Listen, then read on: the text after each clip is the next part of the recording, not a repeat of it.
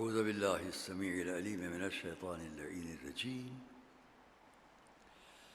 بسم الله الرحمن الرحيم الحمد لله رب العالمين والصلاة والسلام على سيدنا ونبينا وشفيعنا أبي القاسم محمد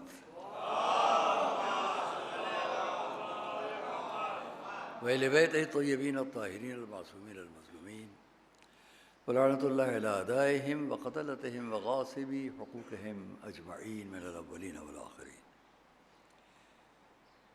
أما بعد فقد قال الله سبحانه في كتابه المبين وقوله الحق بسم الله الرحمن الرحيم ليس البر أن تولوا وجوهكم قبل المشرق والمغرب ولكن البر من آمن بالله واليوم الآخر والملائكة والكتاب والنبيين وآتى المال على حبه ذوي القربى واليتامى والمساكين وابن السبيل والسائلين وفي الرقاب وأقام الصلاة وآتى الزكاة والموفون بعهدهم إذا عاهدوا والصابرين في البأساء والضراء وحين البأس أولئك الذين صدقوا وأولئك هم المتقون. صلوات عليه.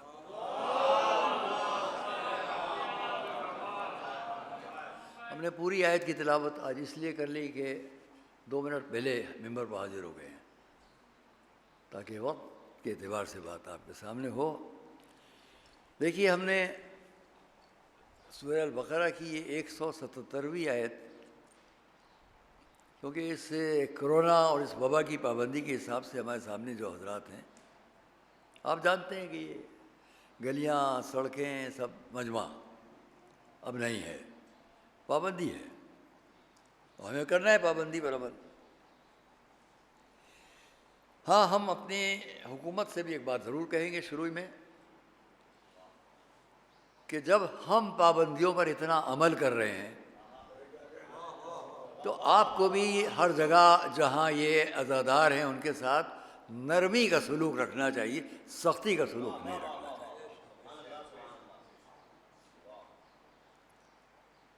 मैं कभी भी कोई तक़रीर, कोई गुफ्तगू ऐसी नहीं करता जिसमें इश्तियाल दिलाना, उभारना, कोई ऐसी बात है। 2 वाक़यात अभी सुने, एक आगरे से मुताल्लिक़ है लेकिन वहाँ कोई वाक़या नहीं पेश आया है। मैंने दोनों जगह तहक़ीक़ कर ली यहाँ आने से पहले। वहाँ आपस की बात है, ये भी तो मुश्किलात हमारे साथ हैं। इधर तशरीफ़ लाइए थोड़ा सा।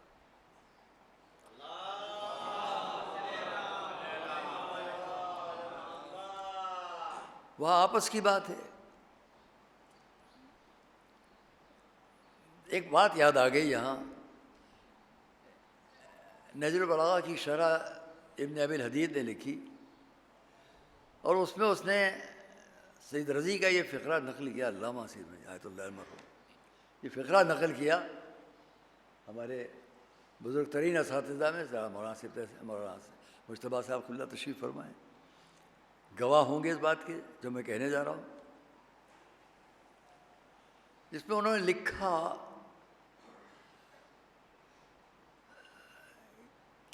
उस शख्सियत के फ़ज़ाइल क्या बयान किए जाएं कि जिसके फ़ज़ाइल को रोकने के लिए दुश्मनों ने अपनी दुश्मनी में और दोस्तों ने खौफ में छिपाए, लेकिन फिर भी उनके फ़ज़ाइल आसमान मदा पर सितारे बन के चमक रहे हैं। सलावत मोहम्मद वाले।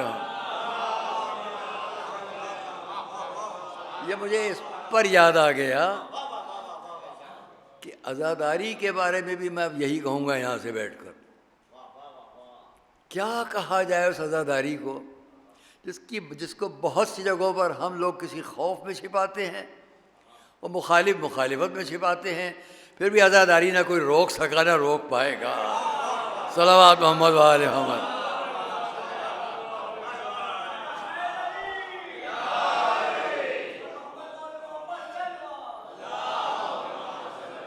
ये तो वक्त की बात है। मैं अपनी हुकूमत से कहूँगा, आगरे में तो आपस की बात थी, मगर शाहगंज जवानपुर में भी है। वहाँ जो बात पेश आई है उस पर वहाँ के मैंने अभी उससे पर भी बात की वहाँ का CEO जो है उसने कहा है कि वो इस पर काम करेगा, लेकिन जो DM साहब का बयान है वो सही नहीं है। उन्होंने ये कहा कि जब उठाना नहीं तो बना क्यों रहे हैं। तो एक जुमला सिर्फ कहूँगा, तीलियों से और कागज़ से अगर घर में बैठकर कोई कुछ बना रहा है तो लोहे से और नाल बनाकर और मुख्तलिफ चीज़ों से दुनिया को हलाक करने वाली चीज़ें तो नहीं बना रहा है।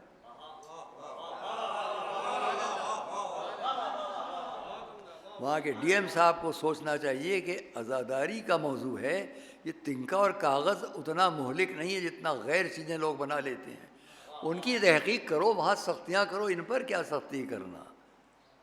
इसलिए कि ये तो कोई कानून नहीं है कि अगर उठा नहीं सकते तो बना भी नहीं सकते। ये क्या बात हुई है भैया, उठाने पर हम खुद अमल कर रहे हैं, नहीं उठाएंगे, लेकिन बनाने की बात पर सख्ती नहीं होना चाहिए। हम अपील करते हैं अपनी हुकूमत से, इस पर गौर करें, वो हिदायत जारी हों, एहतराम करें इन बातों का, क्योंकि ये सदियों से काबिल एहतराम है। ये आज़ादारी सदियों से, सैकड़ों बरस से। और फिर आप तो फिक्री तौर पर, जहनी तौर पर मेज़बान हैं इमाम हुसैन के। मैं फिक्री तौर पर और जहनी तौर पर कह रहा हूँ इसलिए कि इमाम हुसैन ने आने की तमन्ना की थी। अगर आ जाते तो आप मेज़बान होते कि ना होते। सलावत भेजें मौला, ख्याल रह गई ये बात।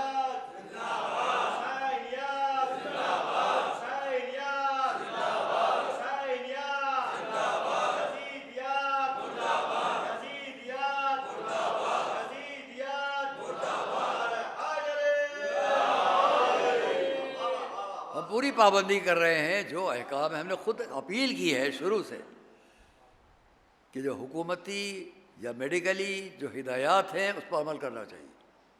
अमल कर रही है कौम हर जगह। नरमी इस बात पर होना चाहिए, समझा के बात हो सकती है। पुलिस इस बात को जुर्म न समझे, हमारा तामुन समझे, हमारा कोऑपरेशन है। अगर हम कोऑपरेशन की हुदूद से निकल जाएंगे तो फिर हमारा एहतजाज भी होता है। 12 दफ़ा हम भी जेल गए हैं, 12 दफ़ा हम भी जेल गए, 12 दफ़ा हम भी जेल गए। ऐसा नहीं है, लेकिन हम इस पूरे कोऑपरेशन को इसलिए कि ये अमन के लिए है, बहुत से इंसानों की ज़िंदगियों की हिफाजत के लिए है। हुसैनियत ज़िंदगियों की हिफाजत का नाम है, हलाकत का नाम नहीं है। सब मिलकर सलावत पढ़े मोहम्मद बस।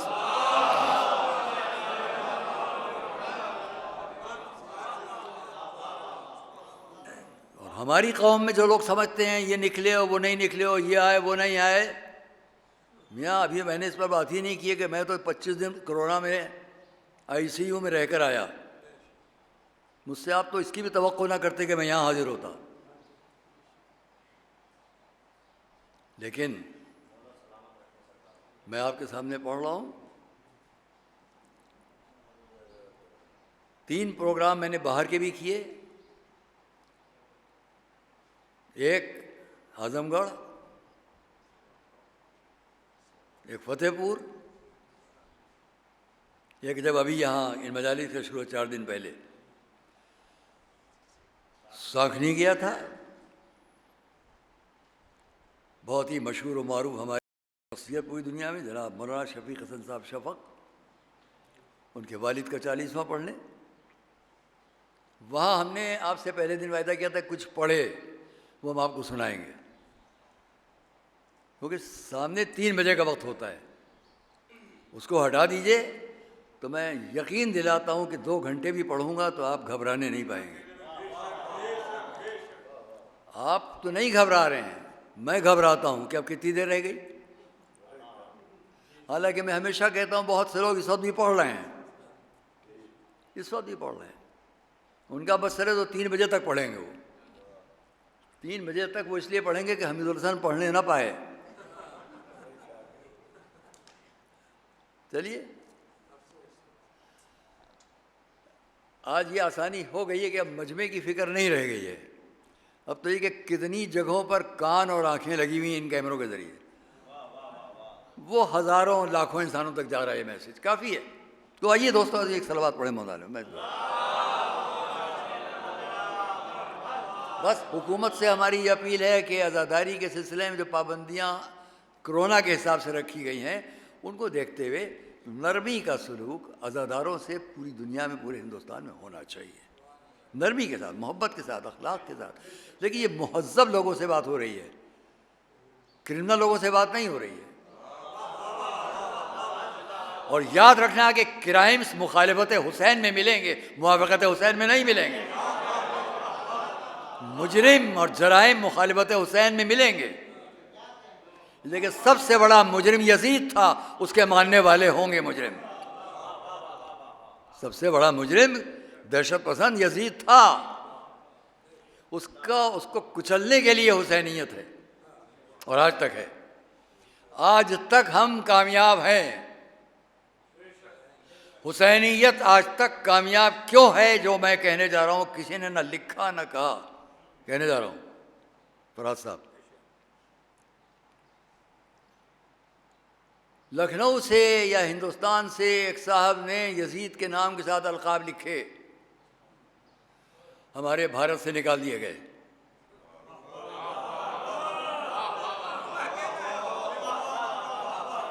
भारत से निकाल दिए गए। पनाह उसने दी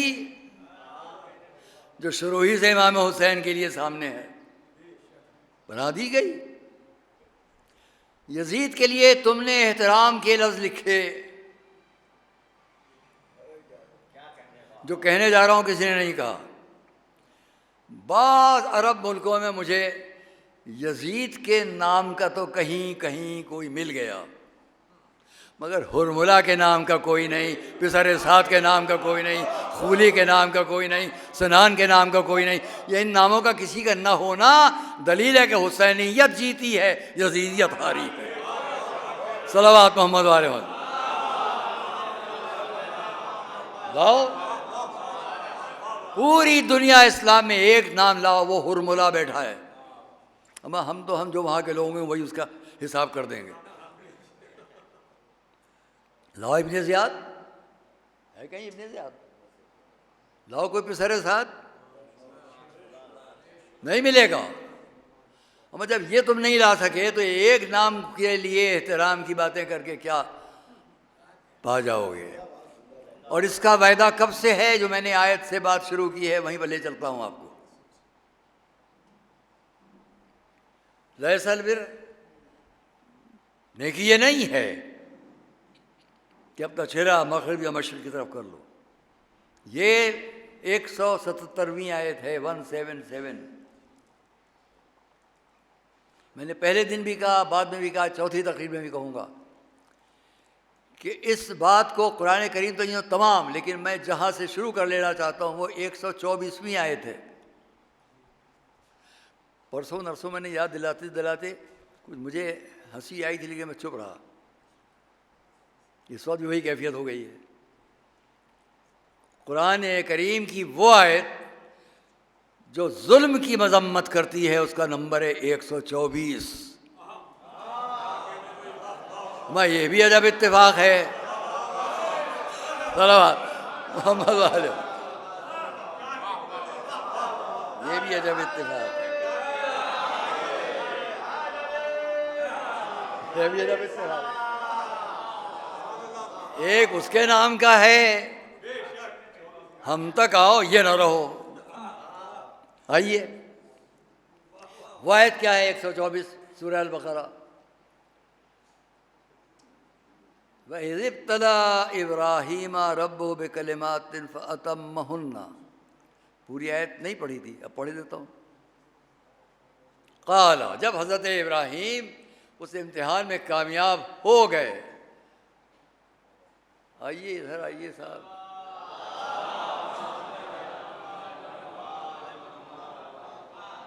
आइए आइए। देखिए, आज मैं वहाँ का जिक्र कर रहा था कि आप आ गए।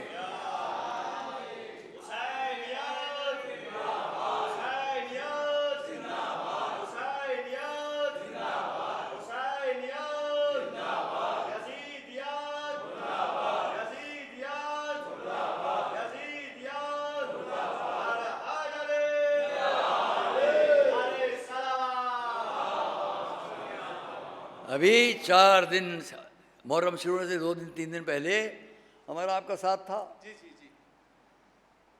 साखनी में, जिसका मैंने रेफरेंस दिया कि आज मैं उस पर मुतालिक पढ़ूँगा, तो एक जुमला पढ़ता उसके मुतालिक।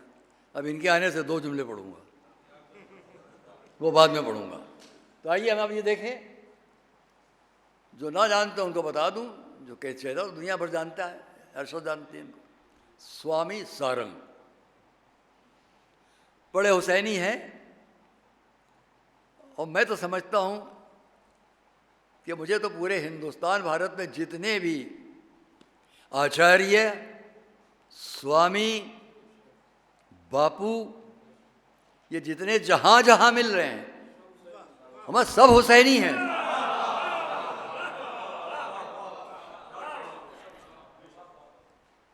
और ये भी मैं कह दूं, ये मजलिसें सुन सुन कर हुसैनी नहीं बने हैं, ये अपनी अक्ल व फिक्र के एतबार से हुसैनी बने हैं। खाली हमारी मजलिसें सुन के हुसैनी नहीं बन गए। बहुत बयान कर चुका है इस पर, इस वक्त छोड़िए बात को। तो क्या हुआ, जब हमने वइज़ इब्तला इब्राहिम रब, जब इब्राहिम को उनके रब ने आजमाइश में डाला बेकलिमात, कुछ कलिमात के साथ, फातम्मा होना, मैं जल्दी तमाम करूँ बात, तो उन्होंने तमाम किया उस बात को, यानी इम्तिहान में कामयाब हो गए, सनद मिली। क़ाला इन्नी जाइलुका लिन्नास इमामा, अब हमने तुम्हें इमाम बना दिया। दुनिया में हर अच्छे नाम के बहुत नक्काल बन जाते हैं, इस नाम के भी बन गए बहुत से नकल करने वाले।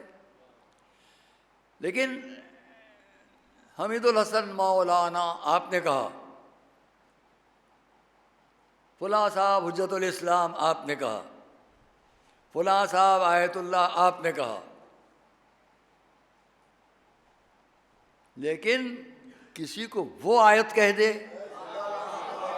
किसी को वो इमाम कह दे, सलावत मोहम्मद वाले, बहुत फर्क है।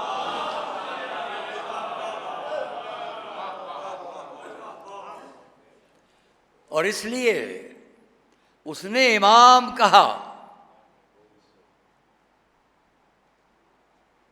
फातम्मा, काला, उसने कहा इन्नी जाइलुका लिन्नास इमामा, अब हम तुमको लोगों का इमाम बनाते हैं। आगे चलिए, साथ साथ आइए थोड़ा।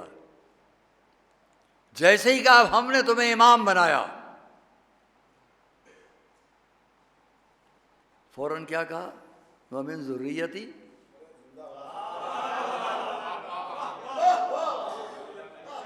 नहीं, मैं मुफस्सिर तफसीर बिल कुरान नहीं करूँगा, खुदा न खास्ता, लेकिन अकीदे के हिसाब से एक बात कहूँगा अपने समझ में से, जहाँ जहाँ मेरी आवाज़ जाती हो।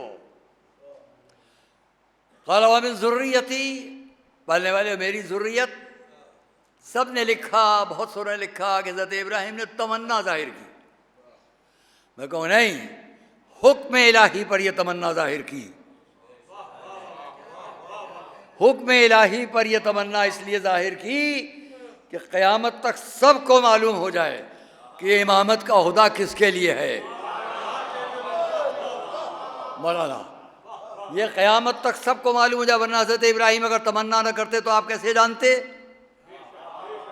उन्होंने कहा मिन ज़ुर्रियती, पालने वाले ये ओहदा मेरी ज़ुर्रियत में मिलेगा। जवाब आया, ला यनालु अहदिज़ ज़ालिमीन, हमारे इस अहद और इस ओहदे का फ़ायदा जालिम नहीं उठाएंगे। अब पहचान लो कि क़यामत तक कोई कितना ही इमाम बने, पहचान लेना जालिम है कि नहीं।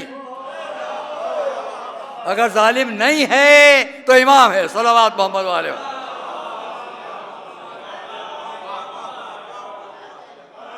जालिम फायदा नहीं। और जालिम क्या है ये मैंने कभी अर्ज़ किया, फिर कह दूं, ये मैंने हाथ रख लिए, वहाँ वाला नहीं होगा किस्सा, वहाँ की बात बता देता हूँ आपको, ये गवाह है। मैंने कहा ये मजमा अक़ीदत में कहाँ है, किस मर्तबे पर है। मैं 25 दिन तक आईसीयू में रहा, एक मैयत की शक्ल में बाहर लाया गया, लेकिन आज मैं आप सबके सामने बैठकर बोल रहा हूँ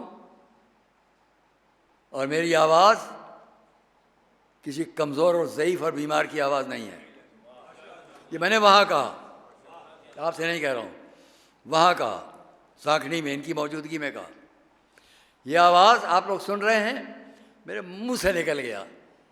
ये जितने माइक लगे हैं, 7, 8, 10 माइक लगे थे, मैंने कहा जितने माइक लगे हैं सब हटा दो, आखिर तक मेरी आवाज़ पहुँचेगी। क्यों? अपनी बात नहीं कह रहा हूँ, जिसने सर पर हाथ रखा उसकी दी हुई सलाहियत है। ये मैंने कहा, और सब हटा दो फिर भी मेरी आवाज़ आखिर तक पहुँचेगी। अब मैं चुप रहूँगा। ज़रा आप बताइए क्या हुआ? उसके बाद एक लाइट चली गई और सरकार ने आवाज़ देके पूछा कि आखिरी बैठे आदमी को मेरी आवाज़ सुन रही है? तो उन्होंने कहा कि हाँ हुजूर, आवाज़ आ रही है। बुलंद तलवार। करीब के लोगों ने तो कहा आवाज़ नहीं, मैं आपसे नहीं पूछ रहा हूँ, जो वो आखिर में बैठे उनसे पूछूंगा। सब ने हाथ उठाए। और जब ये तस्दीक हो गई, हमारे अमान अब्बास साहब मुदीर सहाफ़त बैठे थे बाहर में, गए तो मुद्दा हुआ। जैसे ही तस्दीक हो गई वैसे ही लाइट फिर आ गई। और लाइट जाने से पहले मैं घबराया कि मैंने कहा वहाँ तक आवाज़ जाएगी, मेरा क्या हाल हो रहा है, जाएगी आवाज़ के नहीं जाएगी, लोग हंसेंगे, वाह मियाँ बड़ा भारी वायदा कर रहे थे, यहाँ तो कोई आवाज़ नहीं आ रही। लेकिन मैं समझा थोड़ा, मैंने बुलंद आवाज़ है कि मेरी आजमाइश है और आवाज़ सब तक पहुँचेगी। जब ये कहा तो आवाज़ पहुँच रही थी। तो इसलिए नहीं, यहाँ मैंने कहा इस पर मैं हाथ रख लूँ, आवाज़ आप तक नहीं जाएगी। ये सब छिपा दूँ, कैमरे मजबूर होने लगेंगे। क्यों कह रहा हूँ? एक तारीफ़ करूँगा अरबी ज़बान की, एक लफ्ज़ की, उसकी उस तारीफ़ की तारीफ़ वो फरमाएंगे जो वहाँ बैठे हैं, ये फरमाएंगे जो सब बैठे हैं। जुल्म किसे कहते हैं? जुल्म किसे कहते हैं? मैं पूछ नहीं रहा हूँ, मैं बताऊँगा, सब जानते हैं जो उलमा है। जुल्म की तारीफ़ हम लोगों को इसी मदरसे में जब पढ़ाई गई, वज़अ शै अला गैर महल्ले, यही ना बोला ना? किसी शय का उसकी जगह जहाँ मुअय्यन है वहाँ से हटा देना जुल्म है। अब मैं इसको बंद कर दूं तो आप कहेंगे मौलाना हाथ हटाइए, आप जुल्म कर रहे हैं माइक पर, है कि नहीं? ये जुल्म कहलाएगा। मैंने क्यों बंद कर लिया? शय का जिस जगह होना चाहिए हटा देना जुल्म है। बड़ा जुल्म क्या है? फितना फसाद।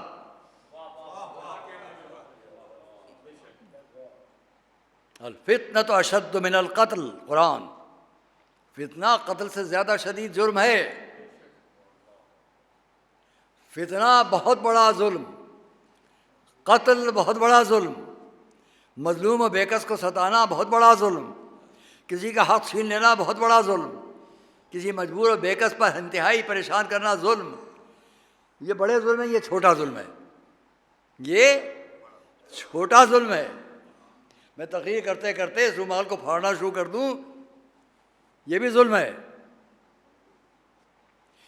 छोटे जुल्म से लेके बड़े तक आप फ़र्क कायम करते जाएंगे, ये बड़ा जुल्म, ये छोटा जुल्म, ये मंझला जुल्म, ये और छोटा जुल्म, है कि नहीं? मंझला जुल्म सुना है कभी? नहीं सुना होगा। तो छोटे जुल्म से बड़े तक बड़ा जुल्म, उससे छोटा, बिल्कुल छोटा। कुरान ने क्या कहा जब उन्होंने कहा वो मेरी ज़ुर्रियत? जवाब आया ला यनाल, नहीं पाएंगे इस ओहदे को जालिम।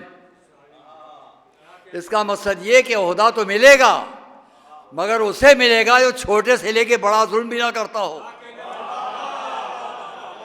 और बड़े जुल्म से छोटे जुल्म तक की जब बात आएगी तो इसी को हमारी ज़बान में मासूम कहा जाएगा, इसी को हमारी ज़बान में इस्मत और मासूम कहा जाएगा। चलो बात भेजे मोहम्मद आलम। इस्मत क्या है?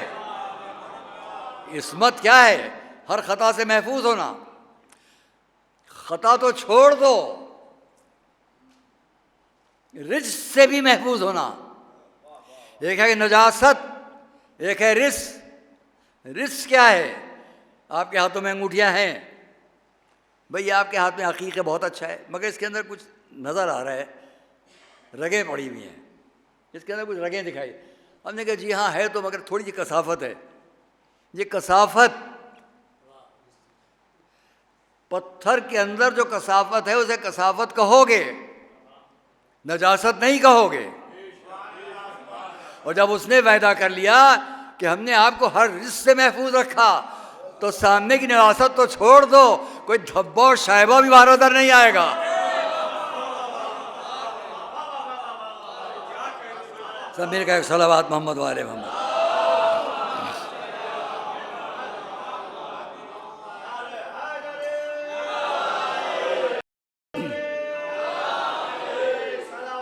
अहले बैत अतार, अल्लाहुम्मा सल्ली, अहले बैत अतार, ज़ुर्रियत ला यनाल।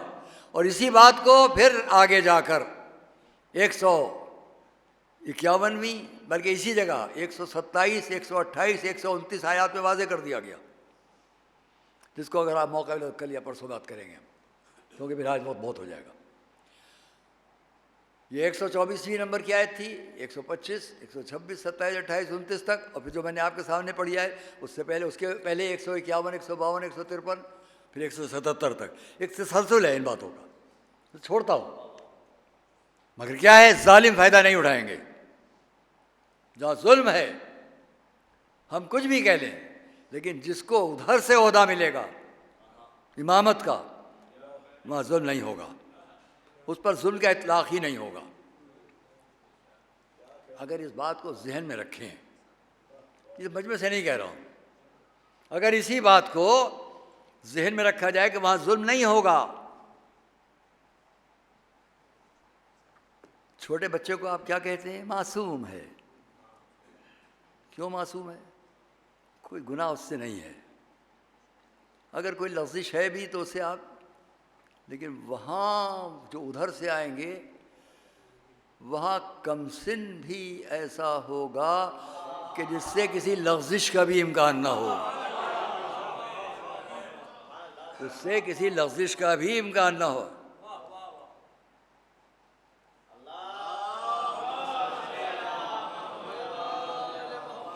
और इसलिए लफ्ज़िश का भी इम्कान न हो। मेरे अजीज़ों,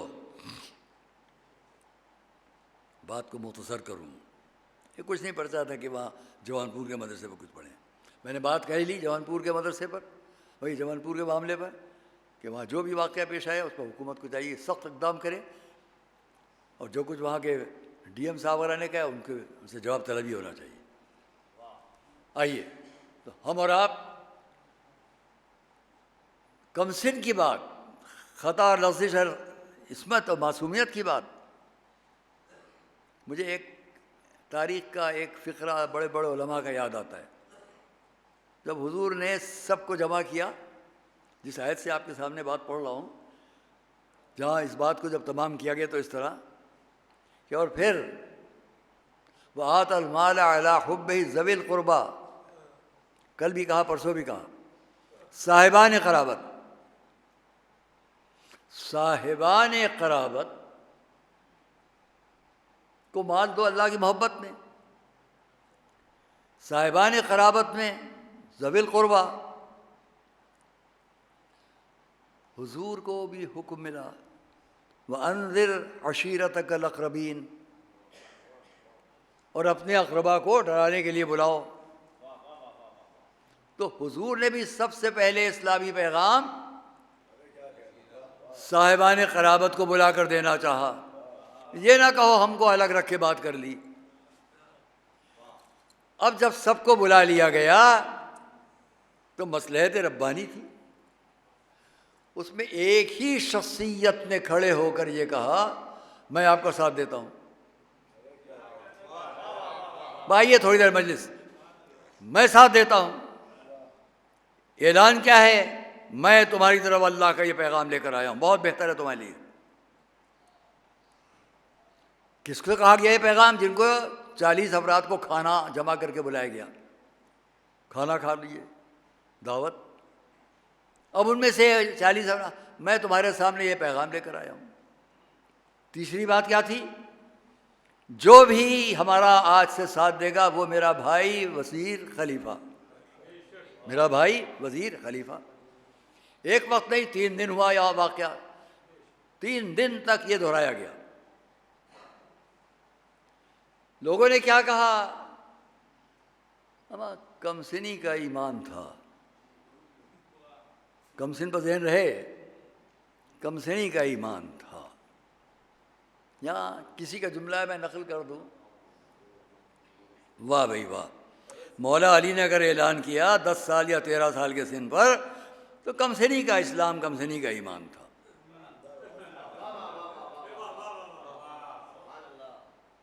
एक जुमला यहाँ मैं कह दूँ, इन तमाम लिखने वालों से, कहने वालों से, फिक्र करने वालों से, ये एतराज़ करने वालों से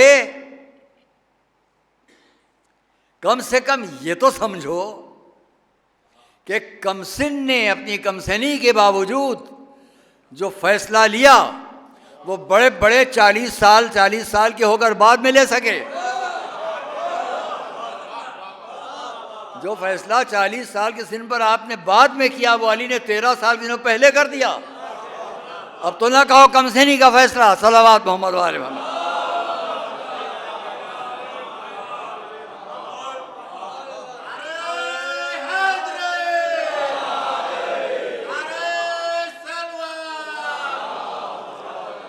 मजमा आपके खुशी के लिए कहूँ।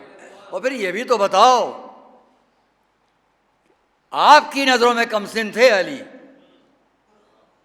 अगर रसूल की नज़रों में भी कमसिन होते तो फिर यहीं से साथ देने का वायदा ना होता। सलावत मोहम्मद वाले मोहम्मद।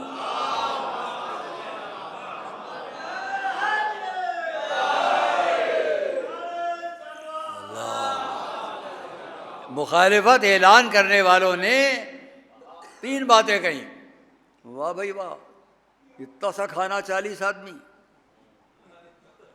दूसरी, अभी सब छोड़ लो बातें। दूसरी बात, वाह भाई वाह, सब इनके हुक्म की पाबंदी अब करेंगे। तीसरा, ये मेरा वसी वज़ीर जानिशीन। चलिए अबू तालिब साहब, आप भी मानिएगा इनका हुक्म। अच्छा, आपने तो अबू तालिब से, हज़रत अबू तालिब से ऐसा कह लिया, हज़रत अबू तालिब ने इनको जवाब दिया आपको? वो दिखाइए कहीं तारीख़ पे हज़रत अबू तालिब ने कुछ फरमाया हो? मुस्कुरा कर खामोश रह कर सुन लिया कि जब मैं उनका बाप हो के उनके खिलाफत इमामत जानशीनी को तस्लीम कर रहा हूँ तो तुम भी मान लो।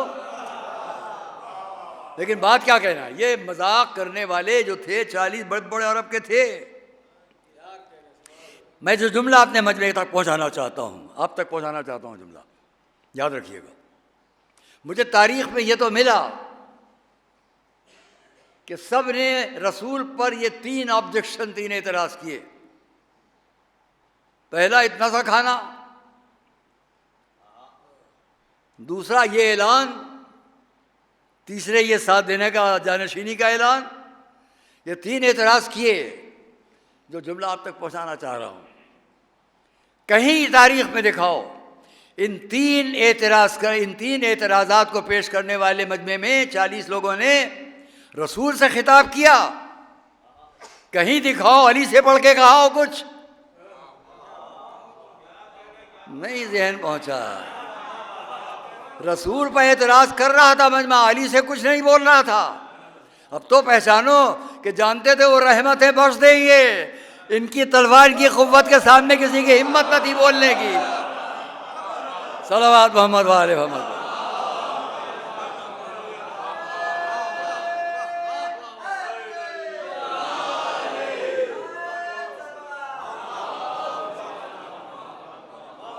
किसी की हिम्मत न थी जो अली से सवाल कर ले। और ये मैं खाली अक़ीदत और इरादत और मोहब्बत में नहीं कह रहा हूँ, बल्कि मौला अली का एक लक़ब था कसम, क़ाफ़ स्वाद मीम सीन से नहीं, कसम। वो क्यों पढ़ा? कस्म कहते हैं मारने वाले को। जब रसूल को लोग सताते थे तो उनका ये कमसिन भाई पीछे पीछे उन सब की कैफियत ठीक करता था। तो वो जाके अपने माँ बाप से शिकायत करते थे, कसमना अली, हमको अली ने मारा, अली ने मारा। ये बचपन से आदी थे अली के सामने, तो बढ़कर क्या बोलते, सलावत मोहम्मद वाले हो।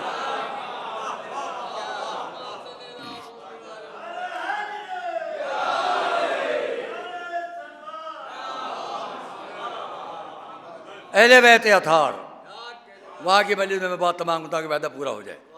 वहाँ की मजलिस में मैंने इस बात को कहा, मौला अली की ये इब्तिदाई वादा था, इब्तिदा वंज़िर अशीरत, वहाँ से ऐलान खुलेआम।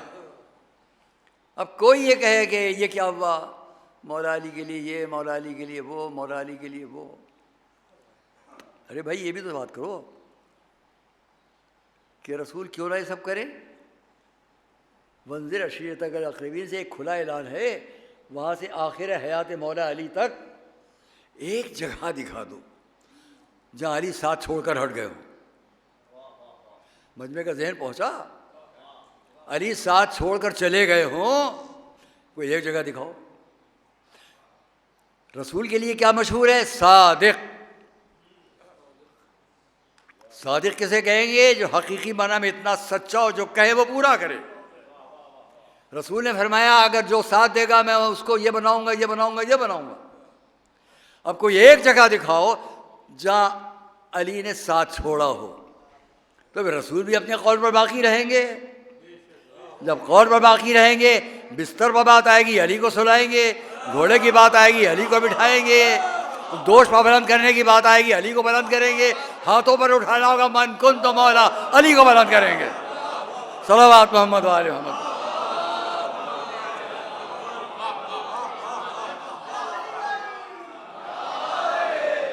नहीं देंगे।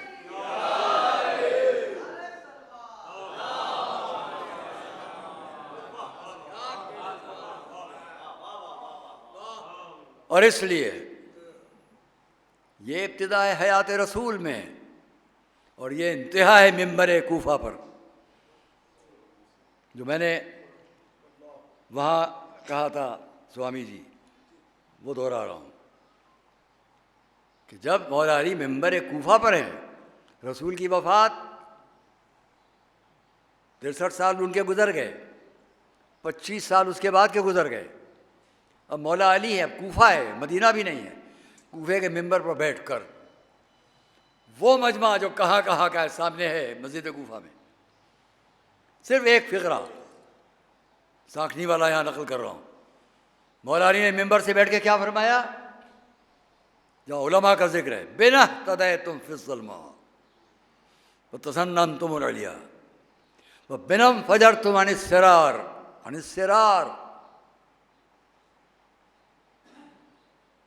तुमने हम अहले बैत के ज़रिए से हिदायत पाई।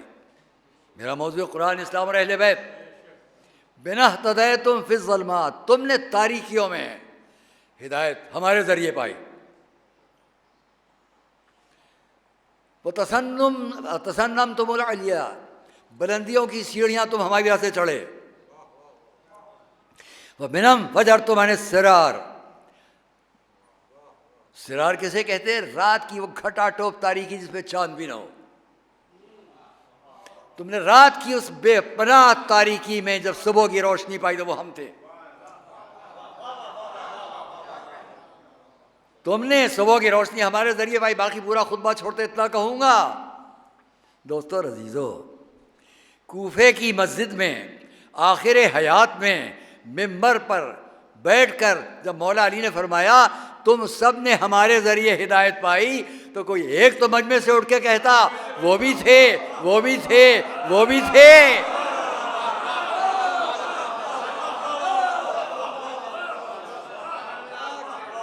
एक कहता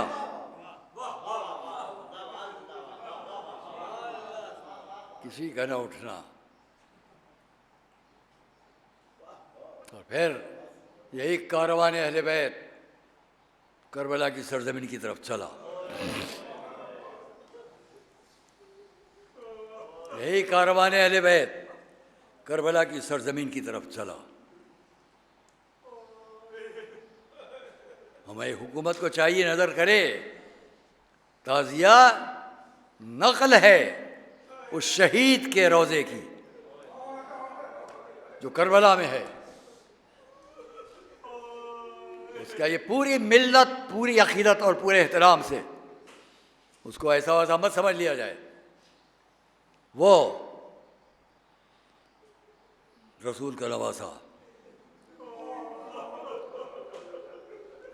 लश्कर लेकर नहीं आया था। लोग समझते हैं दो बादशाहों की जंग थी। अगर मेरा इमाम, मजलूम इमाम, अगर दुनिया की क़ुव्वत और ताकत सामने रख कर, सिर्फ दुनिया ही की क़ुव्वत और ताकत सामने रख कर बात करते तो यजीदियत अपने तमाम लश्कर के साथ फना हो जाती। लेकिन अब यहाँ मैं जुमला नकल करूँगा इनका, मोहतरम दोस्त स्वामी सारंग जी का, जिन्होंने वहाँ का मुझे बहुत पसंद आया। मैंने वहाँ मेंबर पर कहा, अब यहाँ आ गए सामने तो यहाँ भी कहूँगा। बहुत कीमती जुमला है इनकी तकरीर का, आप भी सुने। मुझे बहुत अच्छा लगा था, वहाँ भी मैंने अपनी मजलिस में कोट किया, ये वहाँ बैठे हुए थे। यहाँ भी कहूँगा। पहला जुमला मैंने कह दिया अहले बैत अताहर के लिए, दूसरा इनका वाला जुमला जिन्होंने कहा, एक तरफ फुरात पानी बह रहा था, नहरें फुरात की लहरें जारी थी। फुरात के दरिया के किनारे लोग खड़े हुए पानी पी रहे थे, अपने को सैराब कर रहे थे।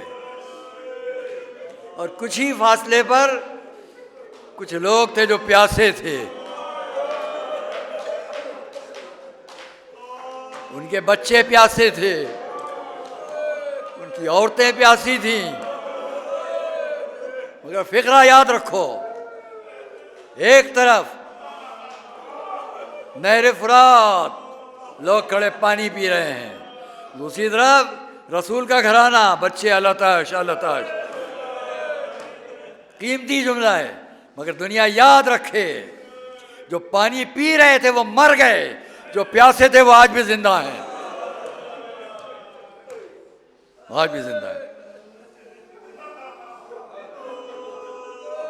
ये करबला में फुरात के किनारे, आज की तारीख में ख़ास तौर पर मसाइब पढ़ता हूँ दो बच्चों के, रब्त के लिए खाली इतना कह दूँ, ये फुरात के किनारे प्यासे थे। यही दरिया मुसैयब के किनारे भी बह रहा था, कूफे के किनारे भी बह रहा था, करबला से हिल्ला के दरमियान भी बह रहा था। वहां में उतने प्यासे थे, लेकिन इस दरिया के किनारे सिर्फ दो बच्चे थे। और मेरा दिल कहता है कि रात के अंधेरे में जब उस शकी ने इन बच्चों को गिरफ्तार किया तो सुबह तक पानी न मिला होगा। बस आखिरी चंद जुमले बात को ख़त्म कर दूंगा। और जब दरिया किनारे लाया गया, हज़रत मुस्लिम इब्न अकील के उन यतीम बच्चों ने इतना कहा, ऐ शेख क्या इजाज़त है कि हम 2 रकअत नमाज पढ़ लें? 2 रकअत नमाज की इजाज़त। अगर तुम्हारी नमाज तुम्हें फ़ायदा देती है तो है तो नमाज पढ़ लो। नमाज हो गई। बढ़ा कत्ल करने के लिए। अजब जुमले हैं, अजब जुमले हैं। कभी एक भाई दौड़कर दूसरे भाई से लिपट जाता था, कभी दूसरा बच्चा दौड़कर अपने भाई से लिपट जाता था। दोनों भाई इसमें कोशिश में थे कि पहले हम कत्ल हो जाएं, हमारा भाई बच जाए।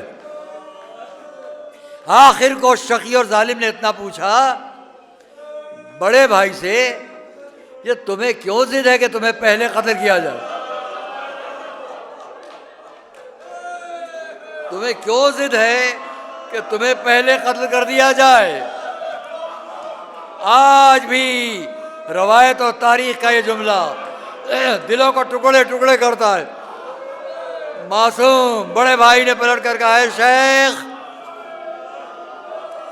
जब हम अपनी माँ के करीब से चले तो मेरी माँ ने मेरे छोटे भाई का हाथ मेरे हाथ में देकर कहा था, अपने छोटे भाई से होशियार।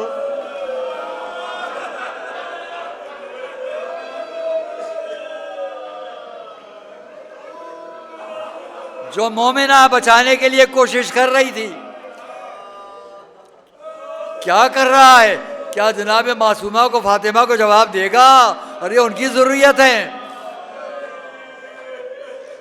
देखा बच्चों ने, ये मोमिना कल भी मेहरबान थी, रात में भी मेहरबान, यहां भी कोशिश कर रही है। हमदर्द पाया, एक जुमला और बात तमाम कर दूं। हमदर्द पाया, मैं इतना पलट कर कहा, ऐ मोमिना आपने बड़ा हमारा ख्याल किया, आपको अल्लाह इसका अजर दे, लेकिन आपसे एक आखिरी तमन्ना है। क्या जवाब दिया? जब हम कत्ल कर दिए जाएं तो हमारे लिबास हमारे खून से रंगीन करके कोशिश करना हमारी माँ तक भेज देना, उन्हें खबर हो जाए उनके बच्चे परदेश में कत्ल कर दिए गए। तलवारें चली, बच्चों के सर जुदा हुए, लाशा दरिया की मौजों पर रुका रहा। जब दूसरा लाशा आ गया, फुरात की मौजों पर बच्चे लाशें गायब हो गए, आगे बढ़ती चली गई।